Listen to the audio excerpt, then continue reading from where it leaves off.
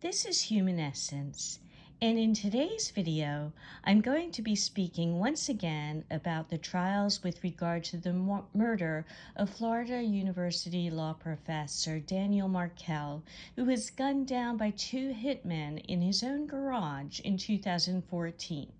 So we've seen many trials with regard to this murder. So Sigfredo Garcia has been convicted and is serving a life sentence. Catherine Magbanua has been convicted and is serving a life sentence. And Charlie Adelson has been convicted and serving a life sentence, while Donna Adelson has been charged and is awaiting trial. Now, the topic today has to do with two attorneys who've developed very deep personal connection and belief in their clients. And those two attorneys are Tara Kouas, who had a great deal of personal connection and belief in the innocence, actual belief in the innocence of Catherine Magbanua, and Dan Rashbaum, who's just recently come on Surviving the Survivor, talking about how he has a caring connection to his client, Donna Adelson. Now, first of all, what could be wrong with that? Well, in terms of just having caring and liking somebody who they're defending, that likely says that they're trusting people who develop, relationships with people that they're working with, which, speaks well of them in terms of being good people.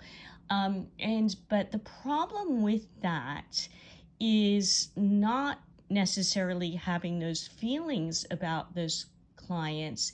It's having those feelings in a context which may not be as helpful to their clients and could also be damaging to themselves.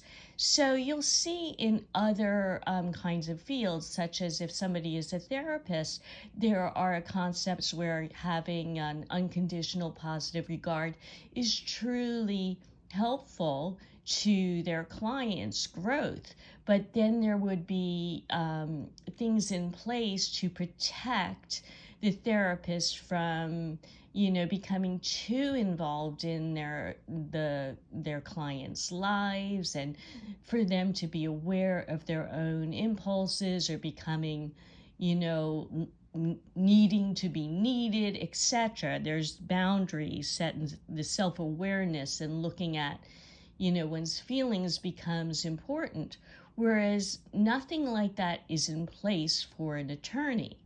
So if an attorney is developing, strong, caring feelings about their client and really wanting to fight for them, it could be good in that they're zealously representing them, but it could be bad in that they might have those same kind of feelings of needing connection or believing in them, or wanting to be needed, or willing to do things that they might not be doing if they had more awareness of the impact that this is having on them. But how could this be bad for a client?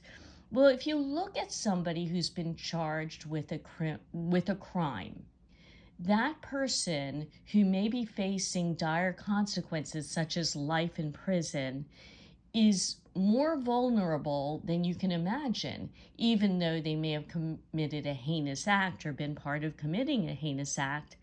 If they have an attorney who seems to believe in them and seems to care about them, it may be difficult to break that connection because they might be hanging on to that as a lifeboat and become very dependent on continuing the lie in part to keep that attorney's loyalty, to keep that attorney's attention, and maybe even have a need for approval or connection because they are in such a vulnerable position during that time when they're being about to be tried for a crime where perhaps they could be in prison for the rest of their lives. So if you, as in the case of Catherine Magbanua, where it was difficult for her to admit her role in this, she was maybe able to tell the story that, oh, this wasn't her. And even with the Adelsons, even though they were allegedly behind this plot, they may have been telling themselves that they never did anything. They just, paid some money for some help or whatever else. And then they may have been telling this story over and over and over to other people. For them to now turn around and say, look, I really need to make some kind of a plea. I need to do something to lessen my sentence. It might be difficult for them to do that to somebody that they're too close to. It may have been difficult for Catherine Magbanua to say, listen, Tara, I need to go and turn these people in and get a lesser deal and get back to my kids. She might have just been, yeah, I'm innocent, I'm innocent, I'm innocent, because Tara believed in her innocence so much. So this is where this can be not actually a benefit. Now, in terms of the attorney themselves, but somebody who's telling something, a slight mistruth over and over again, there's something called the snowball effect. So you can have somebody such as a Donna Adelson or Catherine Magbanua who's telling everybody the story the way they may have wished it had been, or the way they want other people to think of them. And as they tell one kind of not quite completely true version of it, it becomes easier to cover that up. And by the time they're done with it, they might not really be feeling any guilt or any anxiety. And that can be very convincing. So somebody around them might be really convinced, well, how could this person really tell this story over and over and seem so convincing and also seem like a nice person? Because people can have many aspects of themselves. Nobody is all bad or all good.